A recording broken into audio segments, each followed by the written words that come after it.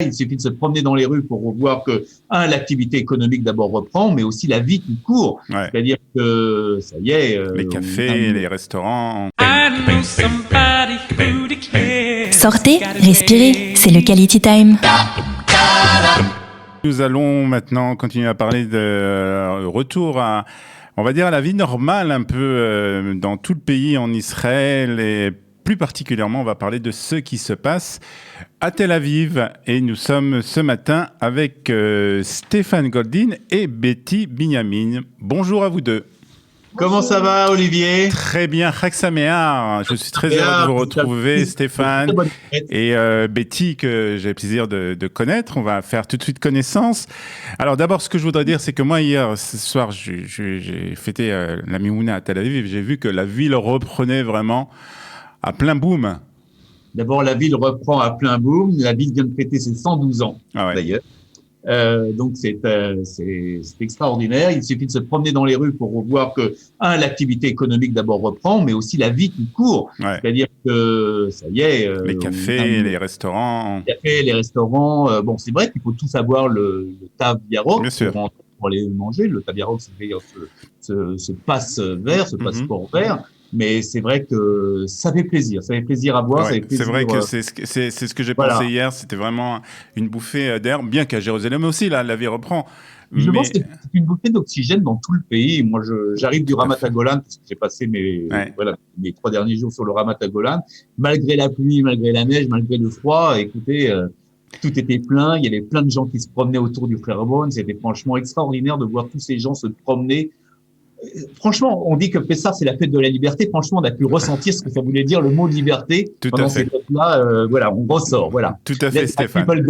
Tout à fait, Stéphane. Alors, Stéphane, vous connaissez, vous êtes responsable de la Clita et des Olim de France au sein de la municipalité de Tel Aviv. Et à côté de vous se trouve une jeune fille, une jeune dame, qui vient de nous rejoindre. Alors, on avait l'habitude de vous voir avec Céline, voilà, et Céline a quitté, voilà, elle est partie vers d'autres horizons à la fin de l'année, en fin d'année 2020. Et Betty Binyamin, qui jusqu'à présent était à Modi'in, à Modi'in, est venue nous renforcer l'équipe de Tel Aviv, et ça, c'est un véritable plaisir. Donc, je vais laisser Betty. Alors, bonjour Betty. Bonjour Olivier. Enchanté. Alors, on est très content de faire votre connaissance. Alors, racontez-nous un peu, vous avez déjà une expérience pour tout ce qui est Olim, Hadashim, Klita en Israël?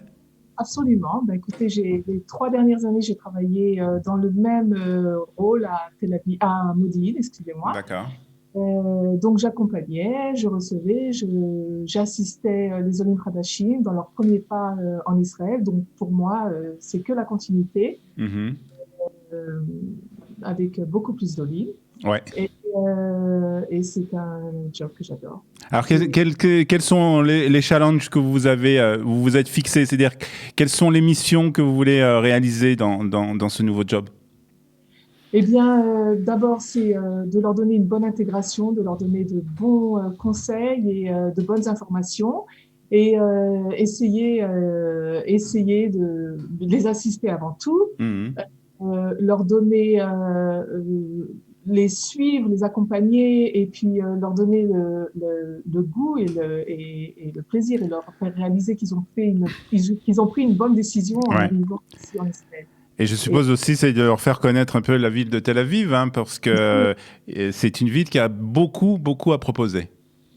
Bien sûr, d'ailleurs, à ce propos, nous organisons des excursions à Tel Aviv même, des ateliers qui sont déjà existants, plus de nouveau en préparation. Alors, des excursions, parlez-nous des excursions peut-être, Stéphane ou Oui, bien sûr. Alors, c'est vrai que nous avons fait notre dernier tioul au mois de novembre parce qu'on avait eu une fenêtre, je dirais, une petite ouverture entre les deux séguerres pour refaire 2 tioulim. On va en refaire un normalement ou à la fin du mois ou au début du mois de mai. Ou encore on est en train de regarder. Justement, j'arrive du Ramat Golan et j'ai fait tout le Shpil Eli Cohen. Ça pourrait être un des parcours.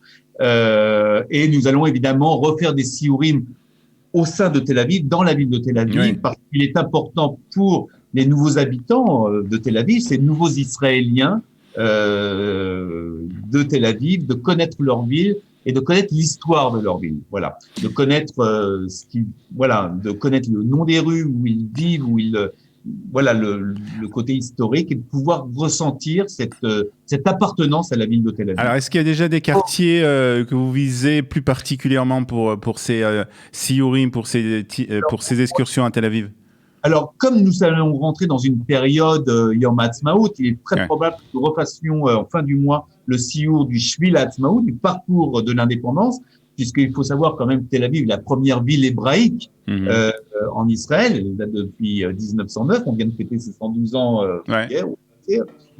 Et donc, il y a tout un parcours concernant les premiers quartiers de Tel Aviv, quand les premiers Juifs ont quitté Jaffa pour arriver sur Tel Aviv et ont acheté des terres et ont construit le premier quartier autour, derrière le boulevard Rothschild, à côté de la rue Echad, tout ce premier quartier autour, pas loin d'ailleurs des studios de Studio Canada, ouais.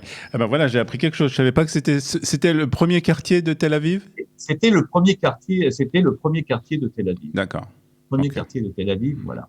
Très bien. Donc ça c'est des excursions donc qui sont au programme, enfin qui sont en projet dans. En projet parce que là on a repris là ce matin. Je ne cache pas que jusqu'à la semaine d'avant, avant les ça, on ne savait pas encore comment les choses allaient s'ouvrir. Maintenant, on a quelques informations qui nous sont tombées sur nos mails ce matin, donc on va pouvoir, je dirais, aller de l'avant. Mais au-delà de ça, on va continuer nos activités, c'est-à-dire qu'on va continuer à faire ce nivouille, cet accompagnement. Bien sûr. Avec les Olympiques. Jusqu'à présent, c'est vrai que nous l'avons fait par téléphone puisque nous n'avons pas la possibilité de recevoir du public. Je pense que les choses on va avoir des nouvelles consignes. Directives. Voilà, directives, consignes. Dans la journée pour savoir si nous pouvons recevoir du public. Mais de toute façon, nous allons continuer à les aider téléphoniquement et à faire toutes ces démarches administratives avec eux téléphoniquement. Alors, est-ce que justement à ce sujet, est-ce qu'il y a, pendant la période du Corona, il y a eu une alia importante de France à Tel Aviv? Il y a eu une alia importante à Tel Aviv. Il y a eu d'abord deux sortes d'alias. Il y a eu des gens qui se sont retrouvés coincés à Tel Aviv, entre guillemets, quand je dis coincés, en séguerre à Tel Aviv, et qui se sont aperçus qu'ils pouvaient rester en Israël et travailler d'Israël. Et donc, ils ont décidé de faire leur alia. C'est-à-dire, c'est des gens qui étaient venus pour passer des vacances ou pour rencontrer leur famille. Qui ont rencontré leur famille et qui se sont aperçus qu'ils pouvaient travailler d'Israël, peu importe si c'est Tel Aviv ou ailleurs, et du coup, qui ont décidé de rester. Très bien. Et donc, on a quelques familles qui ont décidé de rester et de faire leur alia d'ici. Ça, c'est le premier exemple. Deuxièmement, on a eu des familles qui sont venues pendant cette période du Corona en Israël, qui ont fait leur alia tout naturellement et qui ont passé ces périodes compliquées parce qu'il était bien plus compliqué de faire son alia pendant cette période de Covid, de Corona, que pendant cette période, je dirais, naturelle, oui, voilà. Et donc, c'est vrai que on a été à leur côté pour les accompagner, d'abord dans leur période de confinement, puis après pour qu'ils puissent avoir leurs papiers, etc., etc., etc. Très bien. Alors ça, c'est pour l'Alia de France. Et on va parler un peu des événements qui vont avoir lieu à partir de cette semaine, puisque cette semaine, nous allons commémorer Yom HaShoah. Et puis ensuite, on va enchaîner avec Yom HaZikaron et Yom Ha'atzmaut. Alors, je suppose que là aussi, vous avez des programmes, des activités qui sont prévues. Bien sûr. Alors, d'abord, on a deux programmes qui sont continuels sur toute l'année pour mettre l'accent sur l'hébreu. Parce que pour nous, l'hébreu, la langue hébraïque est quelque chose de très important et je pense que toute intégration doit passer par la langue hébraïque.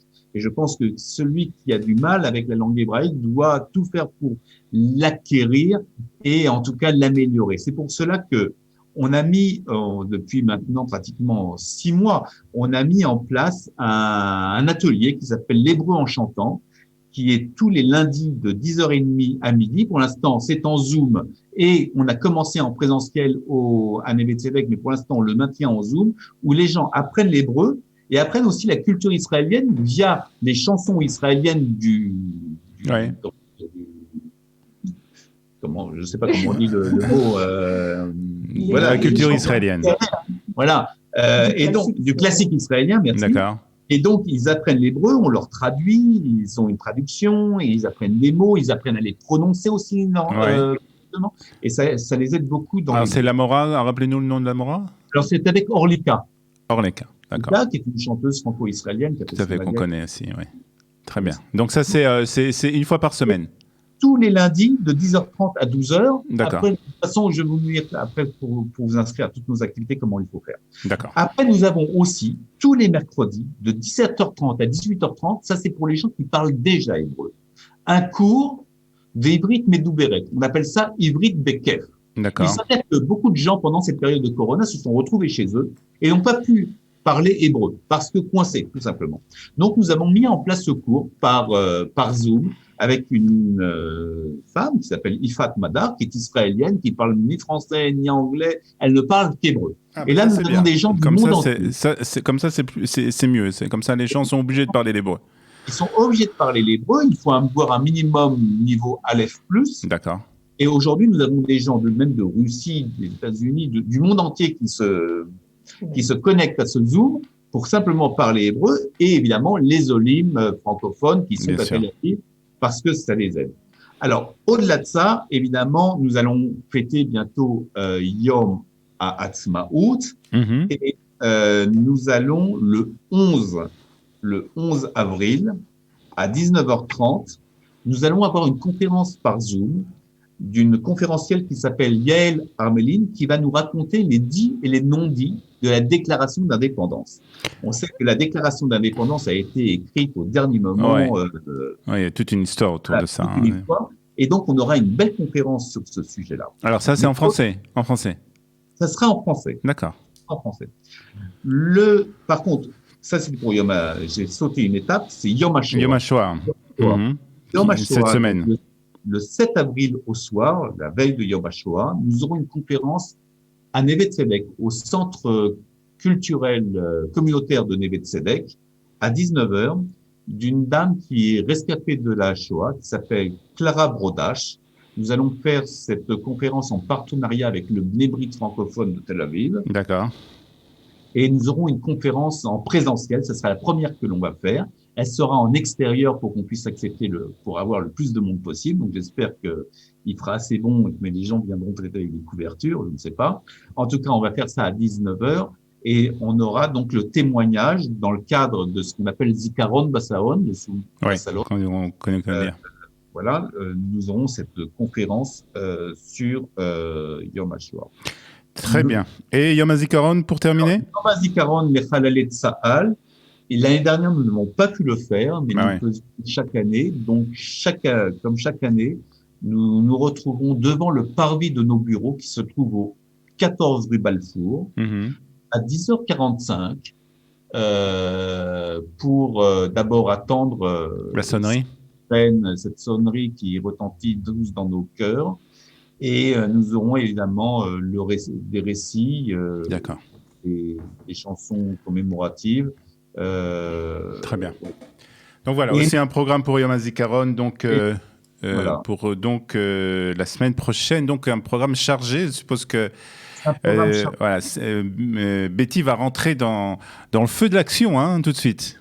On lui laisse pas de temps. Betty n'a pas le choix. Betty n'a pas le choix. Elle rentre carrément dans le feu de l'action. Voilà. Et alors pour toutes nos activités, oui, ça c'est important. Voilà, pour toutes nos activités, si vous voulez vous inscrire, parce que comme vous devez le savoir, vous devez avoir le Tabiarok pour venir. Nous sommes obligés de contrôler les présences des personnes. Il faut aller sur notre page Facebook qui s'appelle Olim francophone de Tel Aviv. Olim francophone de Tel Aviv. Olim francophone de Tel Aviv, c'est notre page Facebook. Vous likez la page tout simplement et vous aurez toute notre newsletter qui est régulièrement remise à jour avec toutes nos activités. Il suffit après de cliquer, de vous inscrire et vous êtes les bienvenus. On vous attend les bras ouverts. La vie est devant nous, la vie est belle, le soleil resplendit aujourd'hui. Et merci beaucoup Stéphane, merci Betty, bonne chance à vous deux et continuez à faire le beau travail que vous faites pour les Olim de France à Tel Aviv. Merci beaucoup d'avoir été avec nous. Shavuot à tous. Shavuot tov à tous. Shavuot tov, Chag Sameach aussi. Chag Sameach. Sortez, respirez, c'est le Quality Time.